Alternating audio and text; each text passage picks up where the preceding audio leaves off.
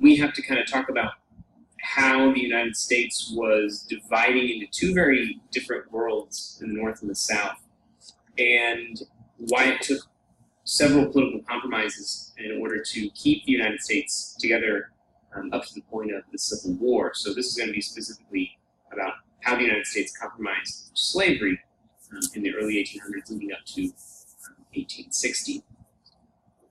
So this map roughly shows the United States in 1820, but I'm really looking for 1819. And when I say sectionalism, what I mean by that is the United States was dividing into these two different worlds. North, these free states didn't allow slavery. In the South, where slavery was part of the everyday culture. And there are several reasons why this difference took shape. So in the North was industrializing with businesses, factories, manufacturing, specifically starting with textile mills. But they had a lot of business that didn't depend on free slave labor. And in the South, it still remained mostly an agrarian, agriculture-based society.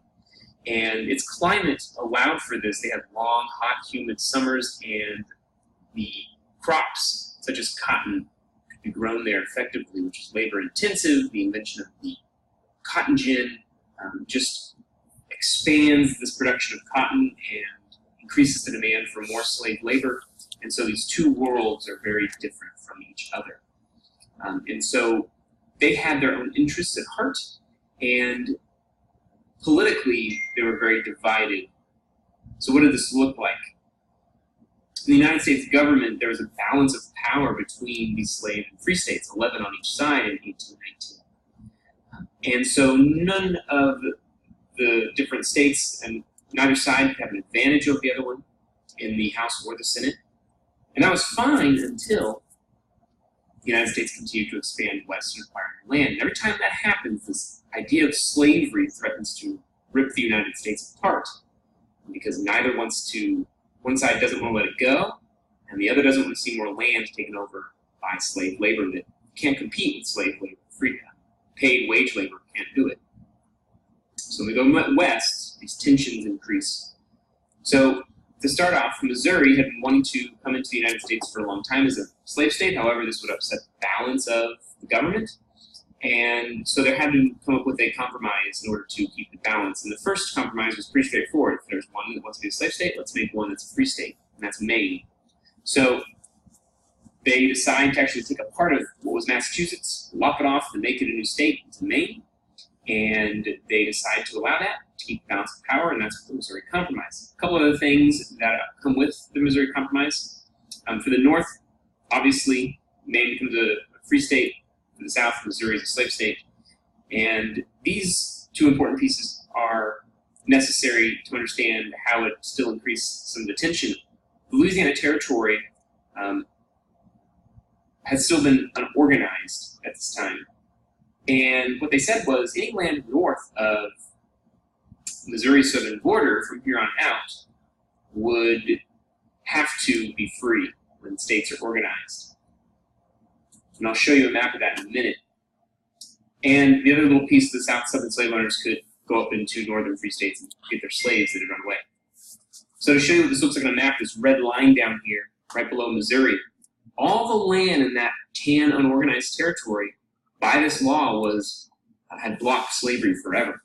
And this really upsets the South because all that land is no longer available for slavery to go into. They don't control this land that's New Spain, Mexico, yet. So this changes. Several years later, the 1840s, the United States goes to war with Mexico, and they win. And they take all of this land that you see below. And we call this the Mexican Cession. It was 500,000 square miles of land. And, like I told you, more land, the question of slavery comes up. So what to do? Well, still had a balance of power. Didn't want to mess that up. So we come up with the Compromise of 1850. A lot of pieces to this. The North gets another free state in California. Slave trade is banned in the nation's capital. But this is what's really important. The South got a lot from this. These new territories in Utah and New Mexico, the government would not say slavery could or could not go there. They would merely let the new settlers who moved there vote on the issue directly, and they would decide.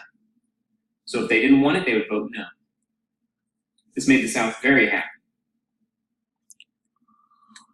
So this is what the map looks like after that. Those new territories in orange I was talking to you about are open popular sovereignty.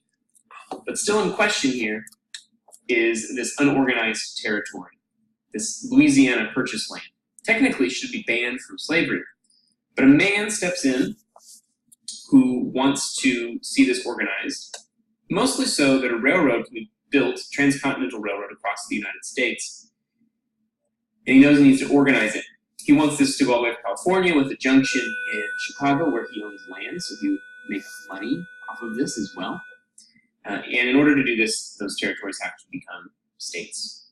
So he knows that the South isn't going to like the idea of organizing this area into states because it's banned, so he comes up with a new compromise, and that is the Kansas-Nebraska Act. So it creates the two new territories of Kansas and Nebraska.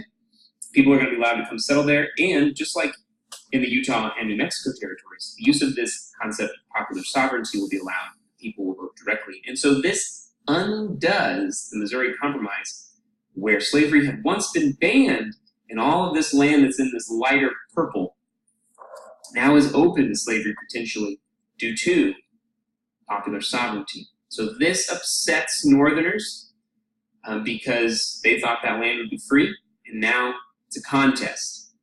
Will it be slave or free? And this is going to lead to a lot of violent clashes in the Kansas territory.